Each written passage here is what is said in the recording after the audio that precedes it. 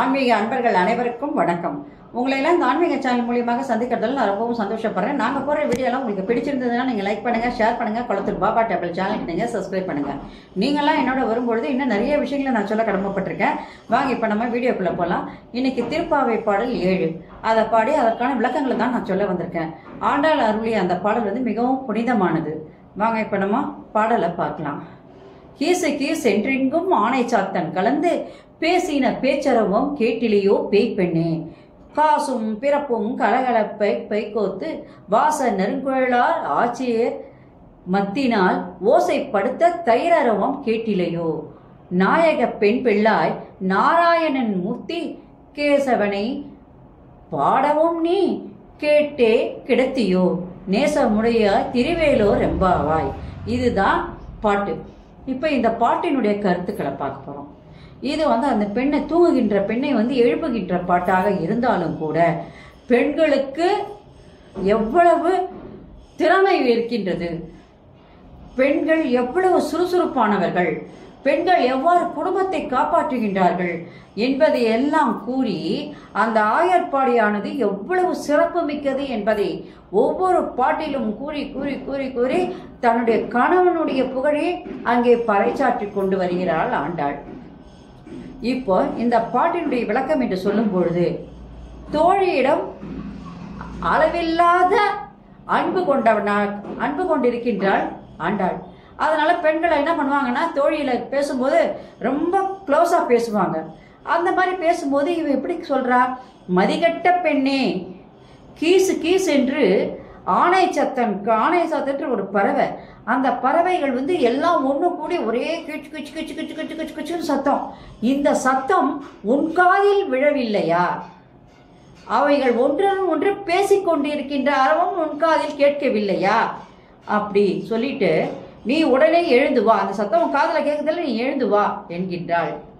அப்போ அந்த ஆயர்பாடியினுடைய பெண்கள் எல்லாம் தங்கள் தலையில் சூட்டுகின்ற அந்த மலர்களின் மனமானது அவர்களுடைய கூந்தலை வந்து என்னது அழகுபடுத்துகிறது. அந்த மாதிரி அவங்க பெருசா என்ன பண்ணுவாங்க, தலை பின்னல் பின்னி அதில் அழகாக அங்கே பூக்கிற பூக்கள் எல்லாம் வச்சுட்டு அந்த காத்தால நேரத்தில் அந்த ஏரியாவே எப்படி இருக்கும்னு கேட்டிங்கன்னா சும்மா மனமாக இருக்கும். ஏன் காரணம் கேட்டால் எல்லா வாசனை மலர்களையும் அவங்க அந்த காலத்தாலேயே குளிச்சுட்டு தன்னுடைய முடியெல்லாம் நன்றாக பின்னி அதுக்கப்புறம் அந்த கூந்தலில் மலர் வைத்து விடுகிறார்கள்.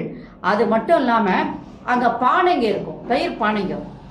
ஒவ்வொரு பானையும் நம்ம நின்னோம்னா நம்மளுடைய இடுப்பளவுக்கு இருக்கும். அங்கே அதை கடையிற அங்கே வந்து ஒரு மத்துன்னு ஒன்று இருக்கும். அந்த மத்து வந்து எப்படி இருக்கும், நம்மளை விட உயரமாக இருக்கும். அதில் அவங்க என்ன பண்ணுவாங்கன்னா தாம்பு கயிறை வச்சு தான் அந்த தயிரை கடைவாங்க. ஆண்கள் எல்லாம் என்ன பண்ணுவாங்க, அந்த காத்தால நேரத்தில் கறந்த பால் எடுத்துக்கிட்டு விற்கிறதுக்கு போயிடுவாங்க. அவங்க மட்டும்தான் உழைக்கிறாங்களா? பெண்கள் என்ன செய்வாங்க தெரியுங்களா, அதை தயிரெல்லாம் கடைஞ்சி தயிர்லேருந்து வெண்ணெய் எடுத்து வெண்ணெயிலேருந்து நெய் எடுத்து தயிரை தனியாக விற்பாங்க, வெண்ணெய் தனியாக விற்பாங்க, நெய்யை தனியாக விற்பாங்க. இப்போ இதெல்லாம் விற்று அவங்க காசுப்படுத்தி கொள்கின்றார்கள். அதனால அவங்க ஒன்றும் சம்பாதிக்காம இல்லை. பெண்கள் எல்லாம் அவ்வளோ காத்தால நேரத்திலே எழுந்து அவங்க என்ன பண்ண தன் தொழிலை வந்து செய்ய ஆரம்பிக்கிறாங்க. அப்படிப்பட்ட சிறப்பு மிக்க நாடு அந்த ஆயர்பாடி அப்படின்னு சொல்லி விளக்குறா. அது மட்டும் இல்லாம அந்த பசுக்களினுடைய பாலிலிருந்து வரும் தயிரானது எப்படி இருக்கும்னு சொல்லி கேட்டீங்கன்னா, ஏன்னா அவங்களுக்கு போக எக்கச்சக்கமான பால் மடியை பார்த்தீங்கன்னா அப்படியே சும்மா வச்சு அப்படியே கறந்து அப்படி ஊத்திடும் அந்த குடம் பூரா.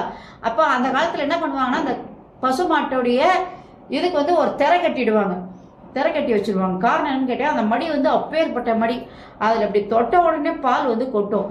காரணம் என்னன்னு கேட்டால் அவ்வளவு செழிப்பு மிக்க நாடு அந்த ஆயர்பாடி என்பதை கூறி, அந்த பசுக்களும் அவ்வளவு சிறப்பு வாய்ந்தவை என்று கூறி அது கறக்கின்ற பாலானது மற்றவங்களுக்கு விற்கிறது போக வீட்டில் தயிர், மோர், அதே நேரத்தில் வந்து நெய், எல்லாமே வெண்ணெய் எல்லாமே இதில் வந்து திரண்டு கிடைக்குது. இதெல்லாம் அவங்க வந்து விற்று என்ன பண்ணுறாங்க, பணமாக்குறாங்க.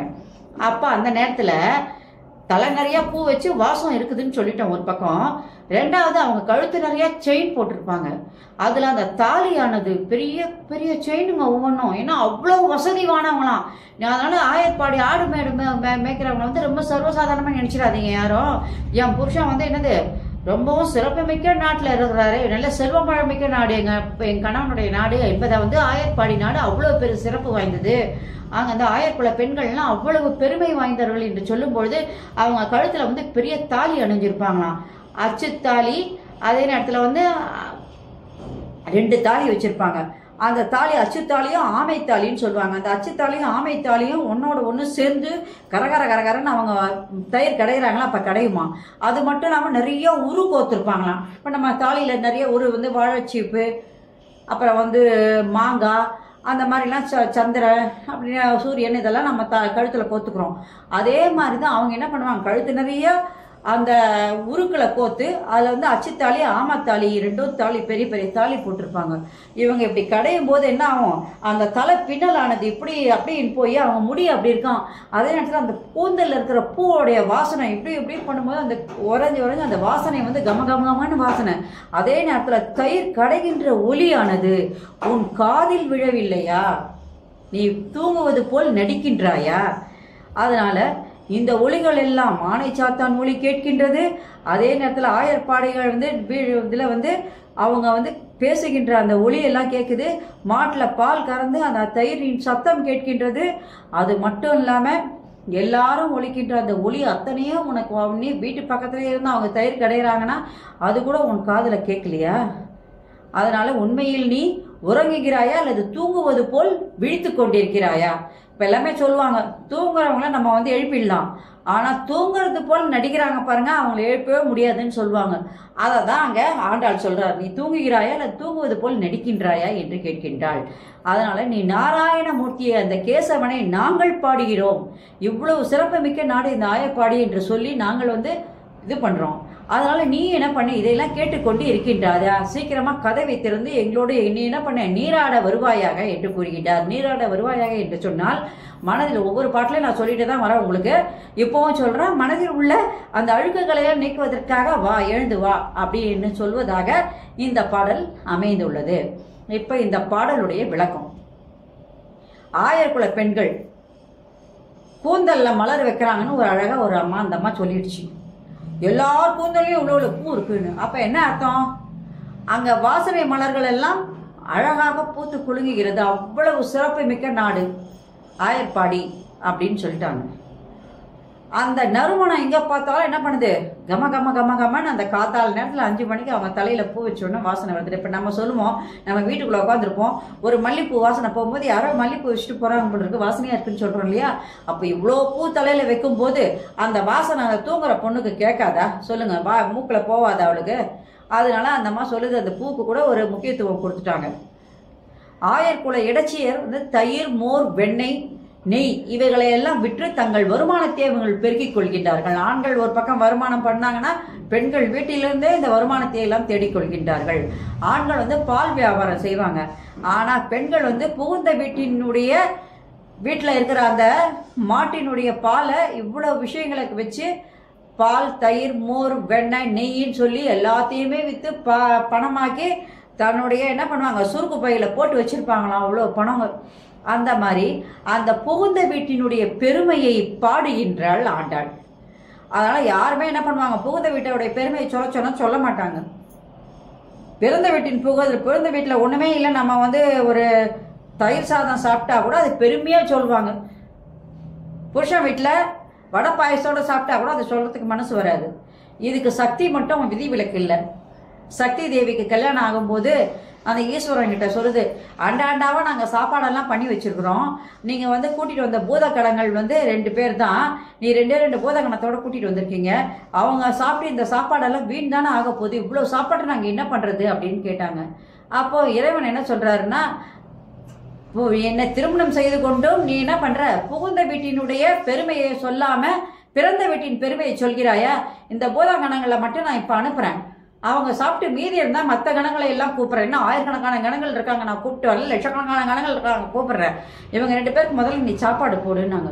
அந்த அண்டால இருக்கிற சாப்பாடு, குண்டால இருக்கிற சாப்பாடு எல்லாத்தையும் அந்த 2 பூதமும் சாப்பிட்டுட்டு கிணத்துல ஏரியில எல்லாரும் இருக்கிற தண்ணியெல்லாம் குடிச்சிட்டு இன்னும் பசி தாகம்னு சொல்லும்போது ஏரி, குளம், குட்டை எல்லாம் காலி, இன்னைக்கு ஒண்ணுமே இல்லை, எல்லாத்தையும் கவுத்துட்டாங்க அவங்க 2 பேரை. அப்போ கேட்குறாரு இறைவன், இன்னும் ஒரு ஆயிரக்கணக்கான இவங்களை கூப்பிடலாமான்னு. சக்தி தேவி வெளுத்து போயிட்டாங்க. இறைவனுடைய காலில் வந்து விழுறாங்க. நான் தெரியாமல் செய்து விட்டேன் தவறு அப்படின்னு சொல்லி கேட்குறாங்க. அப்போ அந்த சக்தி தேவியை அந்த புகுந்த வீட்டை பற்றி பெருமை பேசும் பொழுது ஆண்டாளானவள் இங்கே புகுந்த வீட்டை பற்றி இன்னும் திருமணம் ஆகலை, அந்த நேரத்திலேயே தன்னுடைய கணவனுடைய வீட்டை பற்றி பெருமையாக இங்கே சொல்வதாக இந்த பாடல் வந்து ரொம்ப அழகாக அற்புதமாக அமைந்திருக்கிறது என்றுதான் சொல்ல வேண்டும். இதெல்லாம் பெண்களுக்கு வந்து ஒரு பாடம். என்னன்னு கேட்டிங்கன்னா, எப்போவே நம்ம புருஷன் வீட்டை விட்டு கொடுக்கக்கூடாது. நீங்கள் போய் நல்லபடியாக வாழணும் அப்படின்னு சொன்னால் அவங்களோட ஒத்து வாழணும். புகுந்த வீட்டில் இருக்கவங்களோட பிறந்த வீடு என்பது ஒரு காலகட்டம் தான். அடுத்தது வந்து புகுந்த வீடு.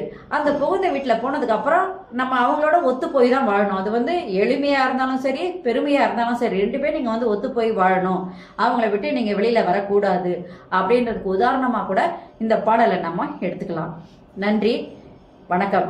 இந்த வீடியோ உங்களுக்கு பிடிச்சது நீங்கள் லைக் பண்ணுங்கள், ஷேர் பண்ணுங்கள். கொளத்தூர் பாபா டெம்பிள் சேனலுக்கு நீங்கள் சப்ஸ்கிரைப் பண்ணுங்கள். நீங்களாம் என்னோட வரும்பொழுது இன்னும் நிறைய விஷயங்களை நான் சொல்ல கடமைப்பட்டிருக்கேன்.